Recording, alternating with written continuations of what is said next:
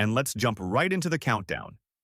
Kicking off our list at number 10, we have a champion that might surprise some of you, but hear me out. The Mighty Miner. Why the Mighty Miner? Well, as a champion, getting him to max level might seem daunting, but his unique ability to switch lanes and reset target makes him incredibly versatile. He's tanky deals great damage and can be a fantastic win condition or defensive pivot. Even at lower levels, his ability provides immense value, but getting those extra hit points and damage ensures he survives longer and takes out key troops. If you get him, invest in him. There are many decks that uses the Mighty Miner, such as Hog Cycle and Bait decks. Coming in at number 9, a truly undervalued card. The Guards. Guards are skeletons with shields, which means they survive a multitude of spells, from Zap to Fireball, and even a single hit from heavy hitters like the Prince or Mini PEKKA. They are fantastic for kiting baiting spells and providing a solid defensive line for just 3 elixir. Upgrading them increases their damage and health, making those shields even more effective, and their counter pushes more threatening guards are mostly used in decks like Giant Graveyard and Lava Hound. At number 8, a timeless classic, Arrows. Arrows are one of the most reliable and versatile small spells in the game. For 3 elixir, they provide instant area damage, perfect for taking out swarms like Minion Horde Skeleton Army or Goblin Gang. And upgraded arrows can be the difference between fully clearing a swarm and leaving a few crucial units alive to chip your tower. They're also great for finishing off a low-health tower. Essential for any F2P player. The meta, where Evo Skeleton Army is very popular using arrows, can be very effective. Decks that use arrows are quite a few, like Cycle deck, Bait deck, and a few sliding in at number 7, a classic win condition, the Goblin Barrel. Goblin Barrel is a staple in many F2P decks, especially log bait. For 3 elixir, it provides massive direct tower damage if left uncontested. Upgrading your Goblin Barrel is crucial because it directly increases the damage each goblin deals.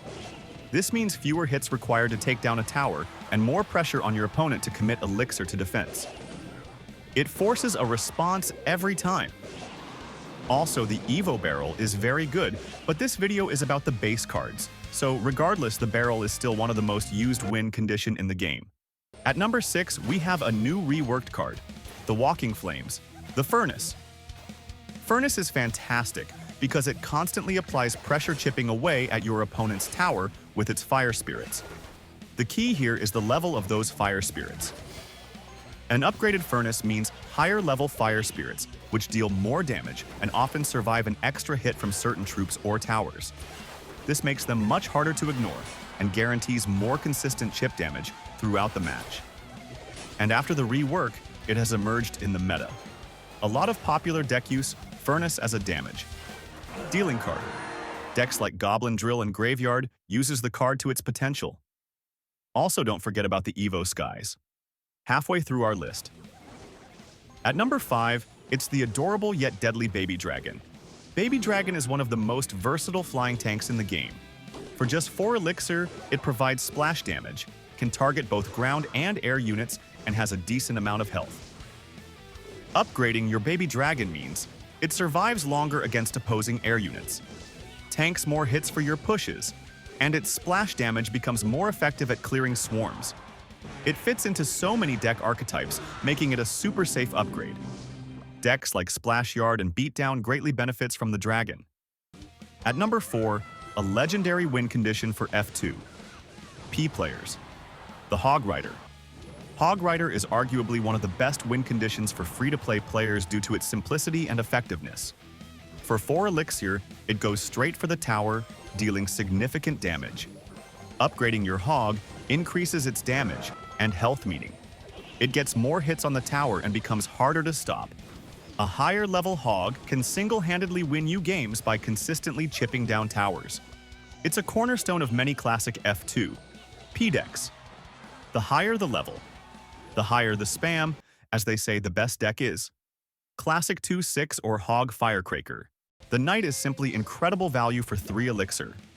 He's tanky, deals solid melee damage, and can shut down a ton of ground troops. Upgrading the Knight significantly boosts his health and damage, making him an even more formidable defensive unit. He becomes harder to kill, allows him to absorb more hits for your tower or other troops, and can even become a decent mini-tank for counter pushes.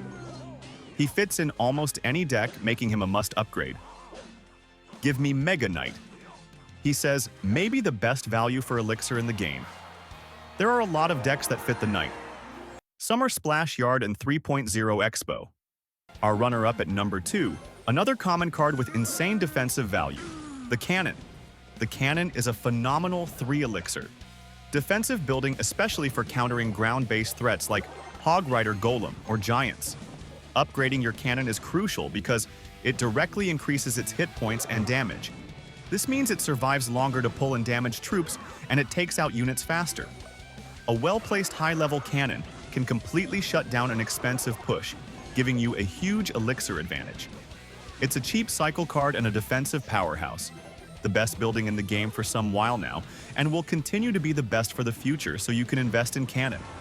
The best cannon deck is every deck LOL. Any deck that fits a building can't go wrong. The cannon cycle, bait spam, etc. And finally, taking the top spot as the absolute best card to upgrade as a free-to-play player. It's the legendary, the iconic, the Log. Yes, a legendary card is our number 1 pick. Why? Because every single level of the Log is absolutely vital. The damage dealt by. The Log is what determines if it can one-shot key swarm troops like Princess Dart Goblin or even the opponent's Goblin Barrel Goblins. If your Log is 1 level lower than your opponent's Princess or Dart Goblin, you fail to clear them, and that's a massive negative elixir trade and huge damage taken. It also pushes back all ground troops and resets charges. The Log fits into literally any deck and provides insane defensive and offensive value. Prioritize those legendary wildcards for the Log. And the best deck that fits a Log is God Every Deck. Bait Cycle Beatdown, Sedge and all, and there you have it. My top 10? F2P card upgrades in Clash Royale.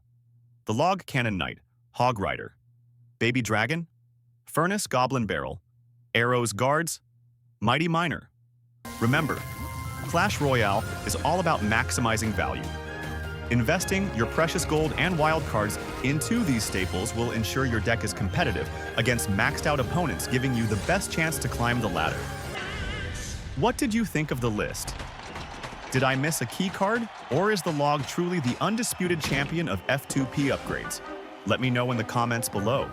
If you enjoyed this video, smash that like button, subscribe for more Clash Royale strategy, and hit the notification bell so you don't miss the next one. Thanks for watching, and I'll see you in the arena.